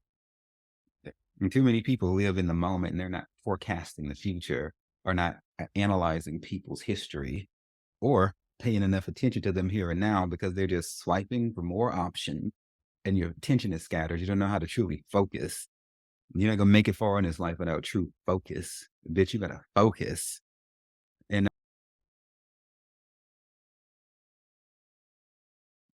I think about these nurses that I talk to from time to time who their hearts are just so damn heavy. So they'll see some person, this is in the straight world here. You know, they'll see some person, they'll be at the clinic who just got HIV or whatever disease or hepatitis or whatever, chlamydia or whatever. And they out at the club, you know, you know, nurses, you know, are just human. They be out at the club too, as they should. And they see the same patients that they know just got a fucking disease out at the club, taking people home with them and not telling them they have these diseases and shit. I'm just gonna leave that there. I'm just gonna leave it there. But when it comes to dating, I just don't remember. Be careful how you use the word options. This beckons to your frail sense of self and your need to try to be like a king when bitch you're not even a king over yourself yet. You know, the Lord said you gotta learn how to rule yourself. But the Lord said a person can take a whole city and not rule themselves. That means doesn't matter your outside accomplishments, money, lovers, sexual partners, don't matter. The Lord said you can accomplish great things in this life and lose yourself and not know your own soul. And the Lord said, if you don't know you and have good, strong boundaries and characters, then you are like a city broken down without walls. By his assessment of you don't matter if all your buddies are high fiving you and all your other sex people are giving you the thumbs up. If Jesus Christ says you are fucked up, then you are fucked up, and it don't matter what the world says about it. So you better learn to assess yourself by higher standards than what other people are telling you. Because people will keep you down. In other words, you got to get your own voice and you must tailor it after God and not after people. Because you around a bunch of dumbass people, they're just going to reinforce dumbassedness. You need a new point of view to be your guiding light. You need a counter perspective, not the same shit from the same fucking people who are doing the same shit that you do. You need something other. Because baby, y'all were meant for something. What if you were meant for something better? You better believe that you are. You damn sure weren't meant to be just the same all the time. You didn't need a bunch of options. You only ever needed one good fucking person. If you could find 2 or 3 people, say, to be in a polyamorous relationship, I mean true, not just an excuse to have sex, but like true love being shared between the 2 or 3 people, all the better. But if not, you should not be just with one person thinking you're missing out. Okay? I wouldn't be opposed to having 2 or 3 different true deep lovers. But shit, I've been thinking about this. I don't really think I have the time. Not with the way my life is going. It'd be good to be able to fit one in, which whenever he appears, I will. But if you're just with one person, just make that fucking shit work. You know, that's what you need. Just one fucking person. You need a true champion in your corner. It doesn't have to be, you shouldn't feel like you have less than because you don't have more of, whatever. If you just got one, then that's all you're supposed to have. Have what you want. I mean, want what you've got instead of trying to have what you want. It's like Cheryl Crow says, not having what you want, but wanting what you've got. Make it go strong and far with that fucking person. When you ever heard, you heard of power couples, whenever you ever actually heard of a power thruple or a power quadruple, or the fuck you call it when people are in a 4-way relationship? 2 people can get together and make a lot of shit work because you only got 2 perspectives. The more people you add, then you have more perspectives. And then If you don't go about that shit the exact right way, you're gonna have a shaky foundation. As the saying goes, you can have too many fucking cooks, too many chefs, too many cooks in the kitchen, bitch. Okay, so be careful. You want all these options, but are you strengthening yourself or are you really weakening yourself through all of those options? Because a little bit of your strength is going to each of those options. Might it be better for you to have a more concise and targeted and focused approach to your energy and the way you're putting it out there with people, perchance? Hmm. That's the caveat. Y'all want to have all these people you're dating, all these relationships, and all these people you're sleeping with. But every time you interact with anybody, a little bit of your energy goes out. Now, have you really strengthened yourself or have you low key broken yourself and didn't realize what the fuck you were doing? Because y'all doing this and you don't know how to balance energy. You don't know how to read people's energy. And you're just taking anybody who will sleep with you or anybody who will date you. Or you don't know these people. You don't know you. And it's all because you want options. Bitch, you don't need options. You just, first of all, only needed you and you needed your creator. And until you can get to the point where you're happy, you're loving yourself, fuck options. You need to just do you and sort you out. And you might find that you even want fucking options anymore because the thing that was motivating you was insecurity, fear, a fragile sense of self. And it might not have been, it wasn't strength. You know, strong people are happy with what the fuck we have. If more comes along, we'll strategically and patiently make space for it, but it's not about options. Mm-mm, mm-mm, mm-mm. Let's say it like this. Anyone can chase options, but it takes a real man and a real solid individual to find a good thing and stick to it and be faithful to it. That is exceptional. Most men are hoes. Salt and Pepper said that one. Most men are hoes. They are. And so and have been. But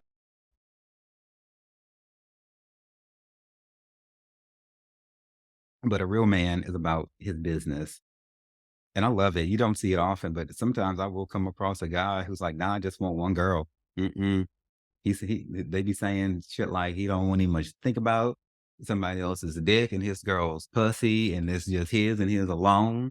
Period. Blank. Done. It's old fashioned at this point, I guess. But that shit is remarkable.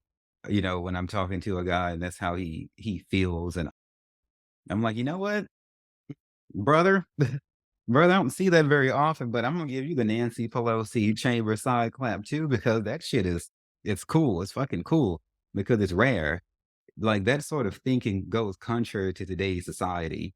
Those types of dudes aren't on sex apps. Those types of dudes know how to go out and meet a girl in public and shit like they used to.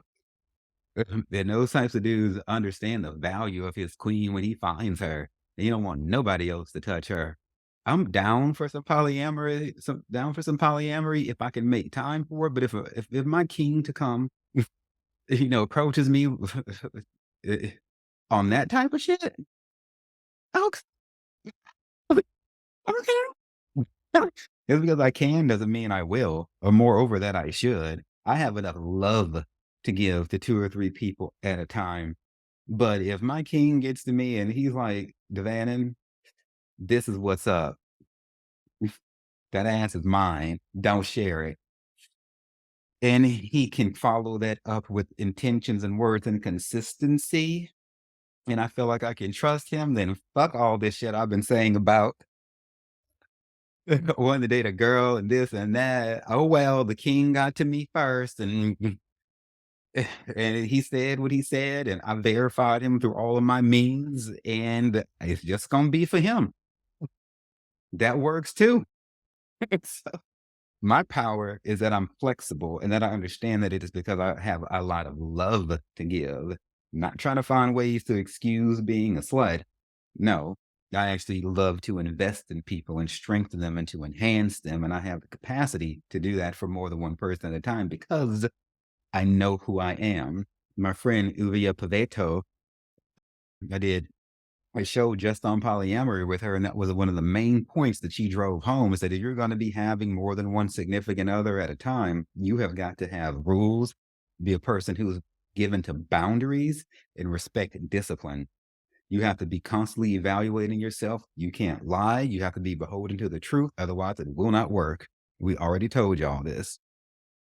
And so I can do all of that. I know who I am. I got my shit worked out. My fucking shit's in order. But if my king finds me, bitch, and he's talking this language I want to hear, and it's not just lip service, he ain't on no bullshit, and he's not trying to have sex with me the day he fucking meets me and shit,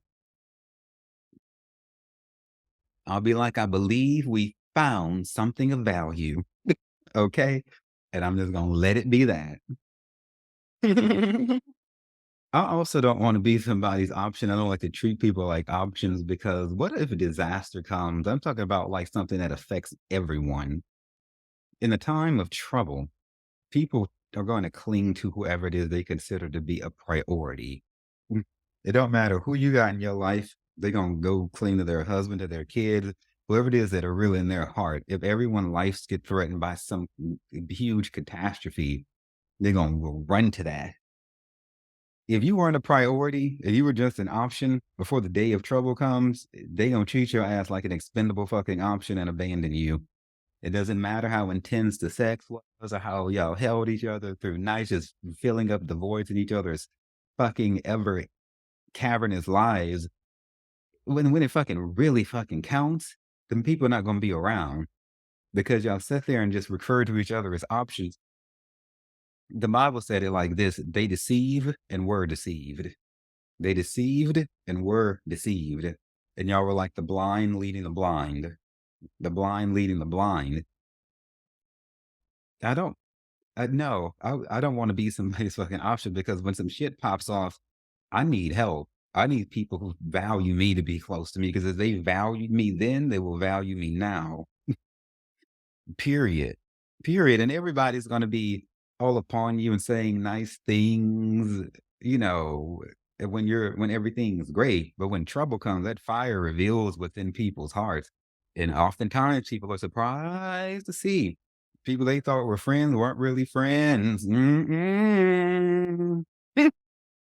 Mm-mm. No, ma'am. Your quote unquote lovers who you so hastily got naked with. Did they help you when you needed it? Or did they fucking laugh and clown your ass? And some of y'all are so foolish as to think that, how can I say this? There are people who think that their closest friend relationships are their most intimate and best relationships, but the people who have seen them naked are not as close. Am I the only person in the room that sees the dumbassedness in this?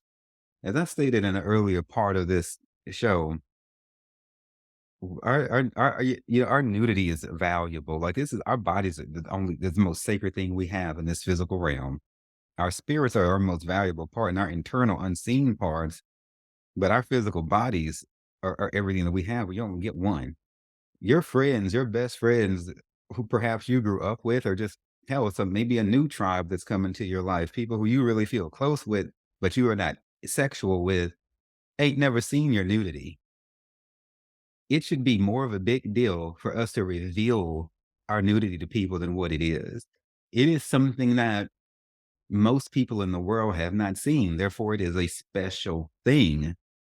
And it is the most intimate thing you can do. And then when you go into about the business of having sex, there is no way that you can be more vulnerable and more accessible spiritually, emotionally, and physically than when you have sex with people. Your best friends do not know you on that deep, intimate level. And for some fool to think that their closest relationships are their buddies and not the people who they sleep with, you have got some twisted and fucking construed, mis fucking construed priorities. And like, I mean, I'm just gonna leave it at that. I can't even much do anything with that. So as I get ready to close this out, my fellow queens, my empathetic people out there, 'cause this is really for you because we are not the people putting this oppression on people. It is the hateful, bitter, broken, evil, black-hearted, no-hearted ass people who go about the business of enslaving others because that's Lucifer working through them because they're dark workers. We are light workers. We are not dark workers. They are dark workers. So the large part of this message has been to my queens and a warning to the dark workers out there to stop being so fucking dark. For Lucifer consumes your ass off of this earth, and then you get to hang out with him in your afterlife. Ooh.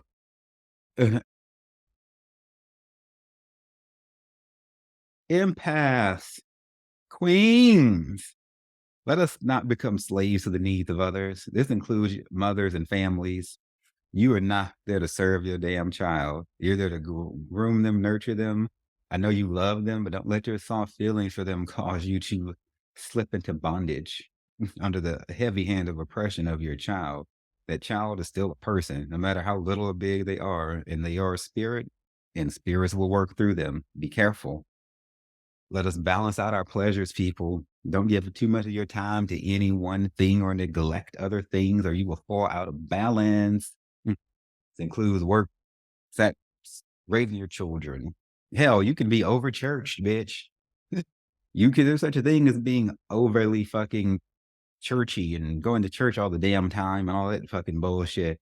Be careful. Shit might look good, but it ain't. Yes, you can be over churched. You can be too much of any fucking thing. You can play sports too much. You can work out too much. You can do it. You can drink too much fucking water and vomit it up. Be careful.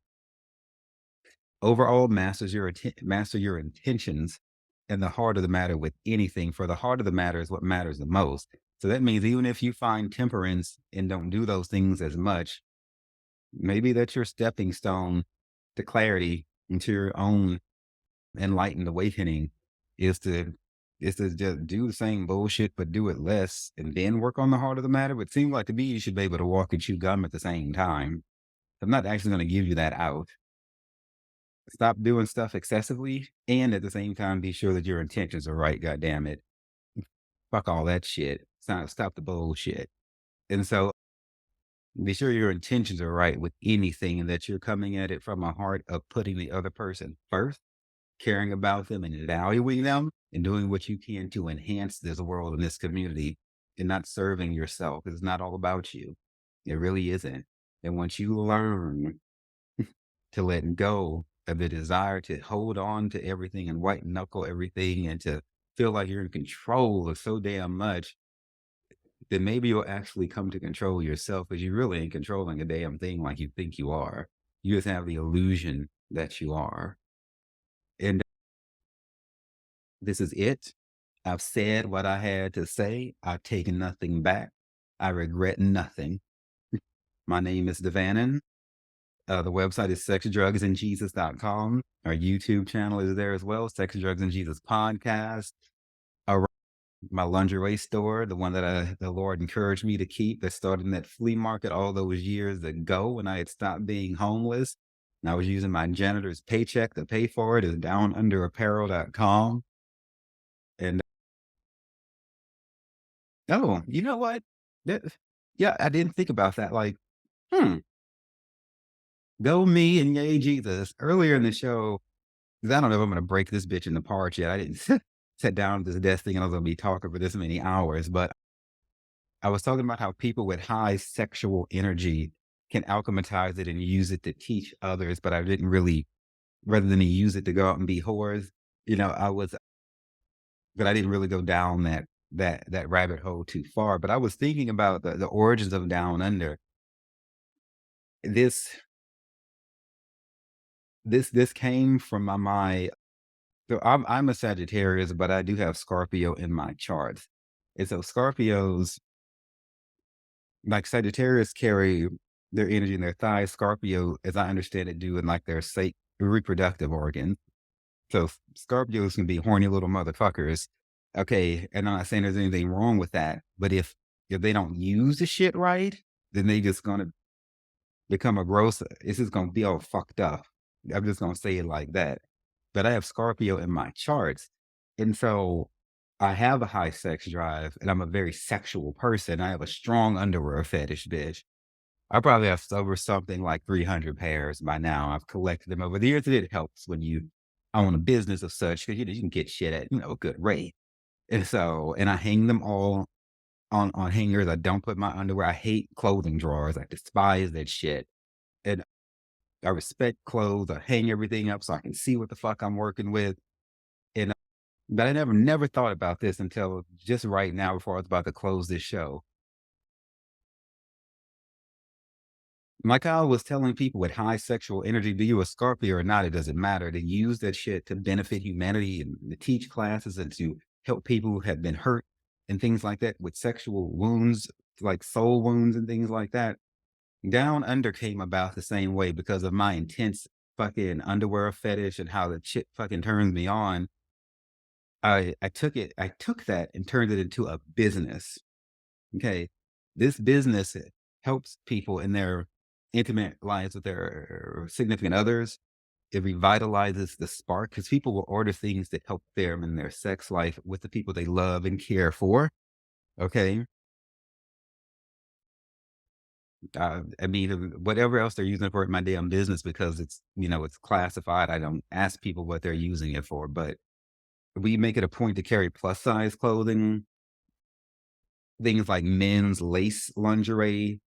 Because a lot of men who probably primarily on most days identify as straight like to switch it up and wear their girls' lingerie. And I'm all here for all of that. It takes a very confident fucking man to be like, look at his girl, and be like, baby, can I wear your bra tonight? And take the confident woman to be like, shit, yeah. Okay, bitch, look, it happens. It happens. But we have a lace lingerie that's very feminine that's designed for the male physique so the shit'll hang on you right. And all kinds of shit like that if we celebrate diversity in people's bodies and things like that. Do you see how the Lord blessed me to have the wisdom, because I give a fuck about people, to take my high sex drive and my kinky freaky ass who loves fucking underwear and lingerie and take it and turn it into a business that can make me money, but furthermore, help people who may have been insecure about the things that they like or the way they look when they look in the mirror to feel better about themselves. Through Down Under apparel, I can battle the voices in people's heads who told them they were too fat, too feminine, too whatever the fucking case may be. And I can say, no, look at this model wearing this shit proud with a shit eating grin on his face. We validate you here. You should not need our validation, but right now you're on a journey. And we're going to go ahead and let you have that. You are fine no matter how much you weigh. And if you're a physical male and you want to be like a girl when it comes to lingerie, all the power to you. That is a prime example. And it just came to me about taking something that can be used for wild, lustful reasons and using that shit to fucking help enhance society. And with that, I'm going to go ahead and close up the show and make me a celebratory cock and tail. I'll be making it with sake, of course. Doing it as I do when I'm doing when I doing it as I do when I'm in motherfucking Japan, bitch. And kisses and blessings be upon you. Learn something from this and share it with somebody who you claim to love. Mwah.